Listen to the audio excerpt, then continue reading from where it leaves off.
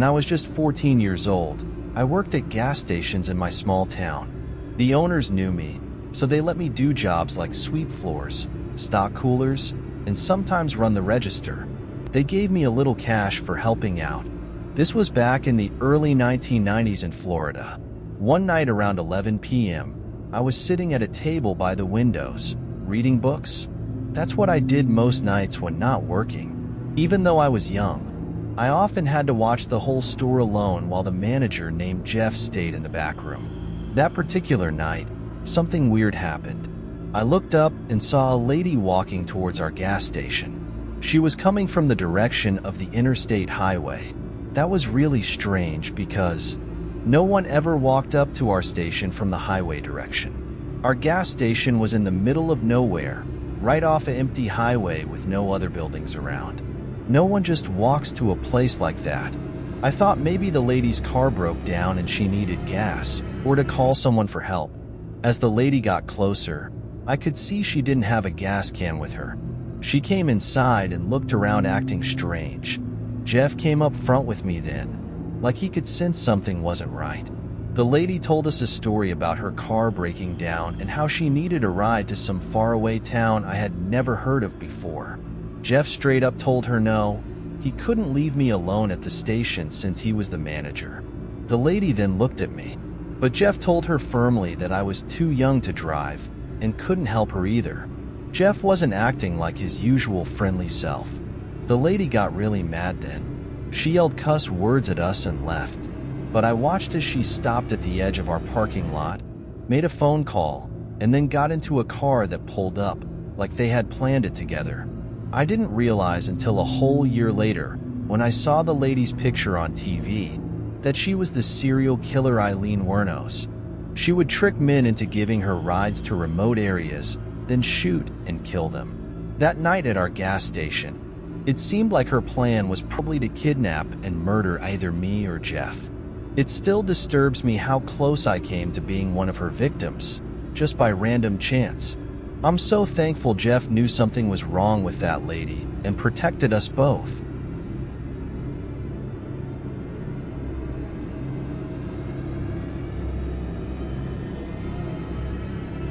This scary thing happened in the summer of 2017, just a few months after my wife and I got married. Because of our expensive wedding, we didn't have much money left.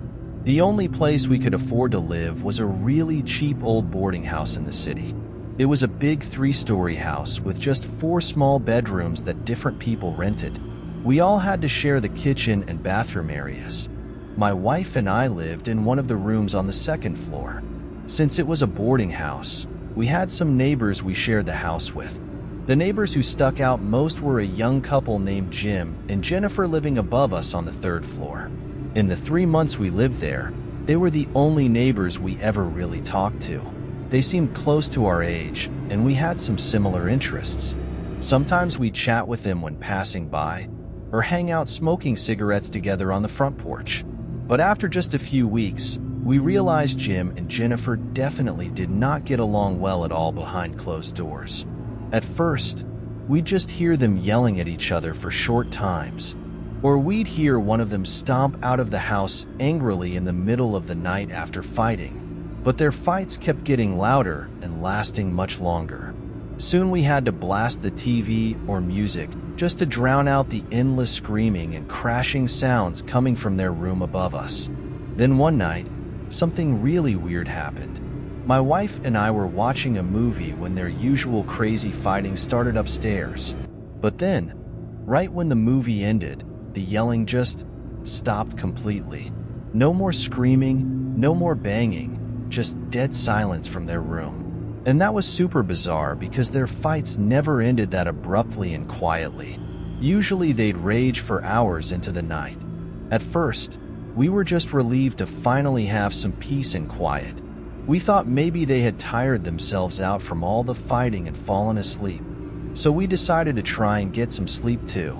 Well, a few hours later, I was suddenly woken up in the middle of the night. My wife was shaking me frantically, looking absolutely terrified, pointing to the side of our bed. That's when I turned and saw a man was hunched down right next to our bed, going through the drawers.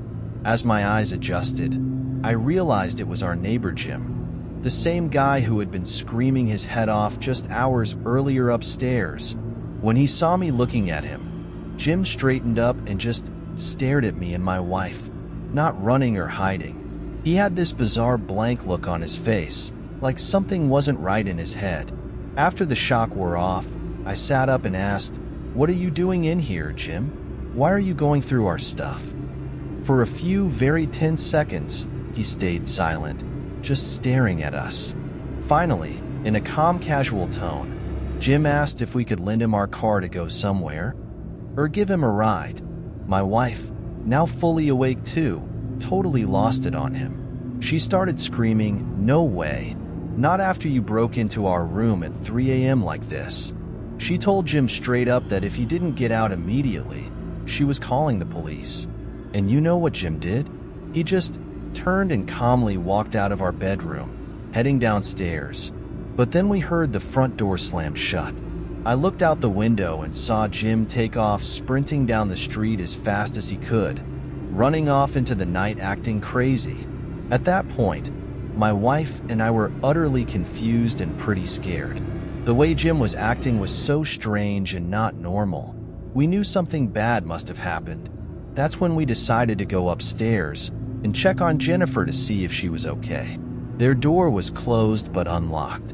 I told my wife maybe we should just call the police instead, but she insisted on looking first. So I knocked and said, "Hello, Jennifer?" After no answer, we slowly opened the door, and I'll never, ever forget what we saw. The room was completely trashed and destroyed. Holes were smashed in the walls, furniture flipped over everywhere. It looked like someone had gone crazy and started violently breaking everything. But worst of all was Jennifer herself lying on the floor, face down in a huge puddle of fresh blood. At first we thought maybe Jim had just really hurt her bad during one of their fights and knocked her out. But as we got closer, there was so much blood everywhere. In that moment, the terrible truth hit us. We must have just walked into the scene of an awful, violent murder. My wife and I ran downstairs freaking out, throwing up from seeing such a gruesome, horrible sight. We quickly called 911, telling them we thought we found a woman murdered by her own husband in their room. The police came swarming, and just minutes later, they told us to wait outside away from the house while they searched everywhere. Right away, the cops sent officers upstairs to investigate the murder scene. Meanwhile, other officers started an urgent search all over town, trying to track down and find Jim as fast as possible. For what felt like hours, my wife and I had to keep telling them everything that happened over and over again. Finally, around an hour later, the police found Jim. He was still just running and running, almost out of our neighborhood. After catching him, the cops said it seemed like Jim's plan was to get to a gas station nearby, fill up some gas cans, and then come back and burn down the whole boarding house with Jennifer's dead body inside. I guess after realizing what awful thing he had done by murdering his own wife, Jim wanted to burn everything to try and cover it up and destroy the evidence. It was really lucky Jim didn't get a chance to go through with his crazy, dangerous plan, and that my wife and I never ran into him after he fled the house that night acting insane. Who knows what else he might have done to us if we got in his way. In the end, Jim got convicted of the terrible crime of murdering his own wife, Jennifer.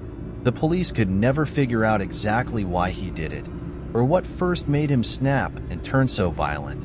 As for me and my wife, we were scared and shaken for a very long time after that awful experience. For days and days, we had reporters surrounding us, shoving microphones in our faces and cameras, asking us to tell them about finding the fresh murder scene like that. The nightmares still bother me sometimes when I think about how I woke up to a murderer just casually standing in our bedroom in the dead of night, without me realizing it at first, and that Jim was running around acting crazy and wild only hours after brutally killing Jennifer with his bare hands. Just knowing we were in such close proximity to Jim's violent rampage, only inches away from him when he was still full of rage and who knows what other terrible things he might have done. It really messed me up for a while. We could have easily become victims too if not for pure, dumb luck that night. We moved out as fast as humanly possible after all that, getting far away from that nightmare boarding house. I'll never forget the scared, terrible feeling when the truth hit me about what was really happening upstairs, that Jim had turned into a murderer without any warning right above our heads.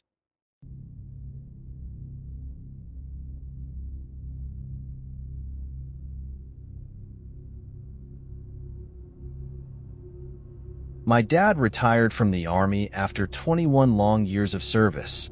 We moved to a really small town in Central Florida, but after a couple years, Dad got bored. He didn't need the money since he had his retirement pay plus what Mom made doing taxes, but he wanted to go back to work anyway. Dad started working some shifts at different gas stations around town. It was such a tiny place that the owners didn't mind if I hung around too, helping stock the coolers or run the cash register sometimes, as long as I didn't sell any beer or cigarettes, being underage. This one night in 1990 really stuck in my mind. It was right after my 15th birthday, and I had just gotten my learner's permit for driving. Dad let me drive him to and from work to get practice on the road. It was nighttime, and I was sitting at my usual spot, a little table by the windows. I had a book propped up, a Mountain Dew, and some snacks laid out. That's how I spent most evenings, reading at that table, then getting up occasionally to help out at the register or restock stuff. I remember glancing up at one point because something caught my eye as real unusual. There was a lady walking up through our parking lot, coming from the direction of the interstate highway. Our gas station was right off I-75, kind of in the middle of nowhere. We never got anybody just casually walking in from the highway like that. I figured maybe her car broke down up the road and she needed to call for a tow truck. But when she came inside, she didn't ask to use the phone or nothing. She just kind of looked around the store real slowly, circling the aisles.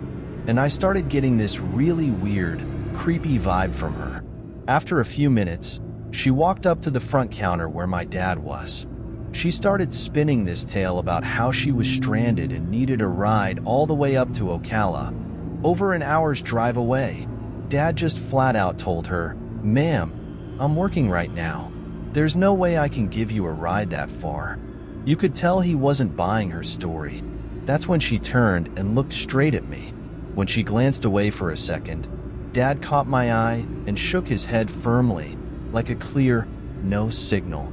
It struck me as odd because Dad was usually so friendly and chatty, even with strangers. But his behavior told me he really didn't trust this lady. Sure enough, she points at me and goes, "Well, what about your son? Can he drive me up there?" Dad replied bluntly, "He only has his learner's permit.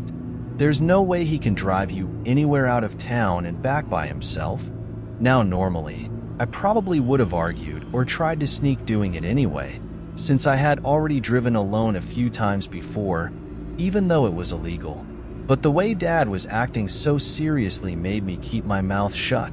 The lady lost it then, cussing a blue streak at us until Dad kicked her out of the store. I watched through the windows as she stormed off towards the interstate on-ramp, madder than a hornet. Fast forward to almost a year later. I'm just a week away from turning 16. Dad comes running and yelling for me to get in the living room. He points at the TV and I see this mugshot on the screen. And it was her, that same lady from the gas station. Turns out, she was the serial killer Eileen Wuornos. She got convicted for murdering 7 different men, luring them out to deserted areas, and shooting them at point-blank range. Looking back, I realize how really lucky I was that Dad didn't let me give her a ride that night. Who knows what could have happened? I still have nightmares sometimes about how close I came to being one of Eileen's victims, just by chance. It'll always haunt me.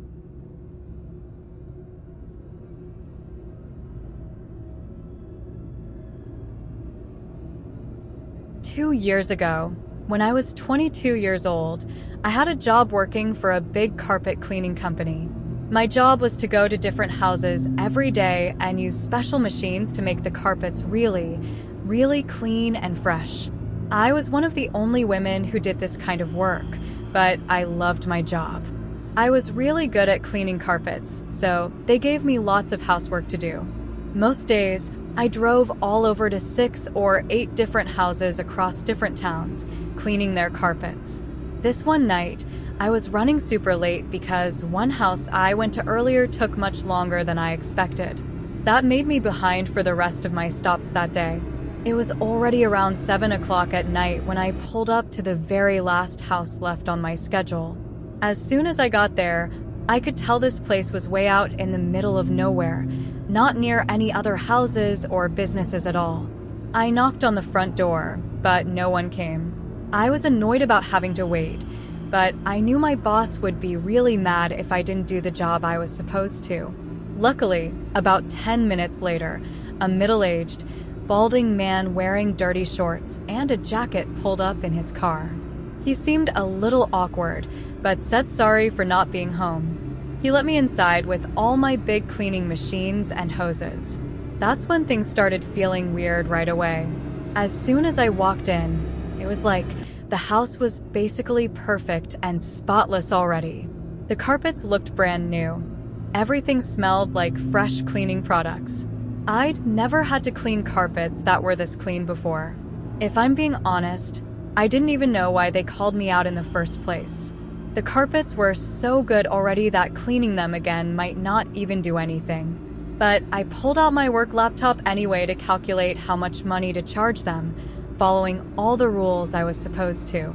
That's when the man asked me a really strange question. He wanted to know if my boss could use that laptop to track where I was and how long I spent at each house. It made me super uneasy and set off red flags in my head immediately. So I lied to him and said yes. My boss could see exactly where I was and how long every job took, even though that wasn't the truth at all. I just had a really bad gut feeling about this guy for some reason. Trying to ignore it, I went ahead and started thoroughly cleaning all the carpets, figuring the sooner I could finish, the sooner I could get out of this weird place. About an hour later, I had finally cleaned every single carpet in the house. I went to find the man and let him know I had finished and how much he owed me for the service. But before I could say anything, he cut me off, asking if I could also clean the carpet in his basement too since he forgot to include that area originally. My mind just completely blank. I did not want to have to go anywhere else in this house. I just wanted to get my money and leave immediately. But because I was so trained to keep customers happy, my brain couldn't think of a good way to refuse or get out of it. The man led me over to the basement door and opened it. Then he gestured for me to go down the staircase first. I froze for a second, but finally forced myself to start heading downstairs, my heart pumping repeatedly. When I reached the bottom and looked around, I was horrified by what I saw. This basement looked nothing like the clean, spotless upstairs. It was totally unfinished, not even any carpet down there at all. The whole place was thickly covered with ingrained dirt. But the terrifying part was, there were 7 big freezers along the basement walls. I couldn't believe it.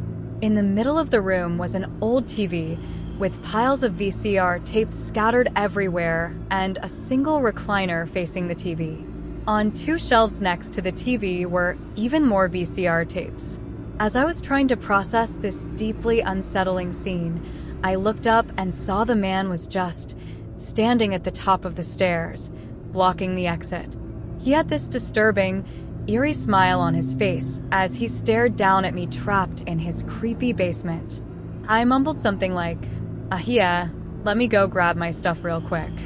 Even though I had zero intentions of actually cleaning anything else in this house, I just wanted to get out of there as fast as possible.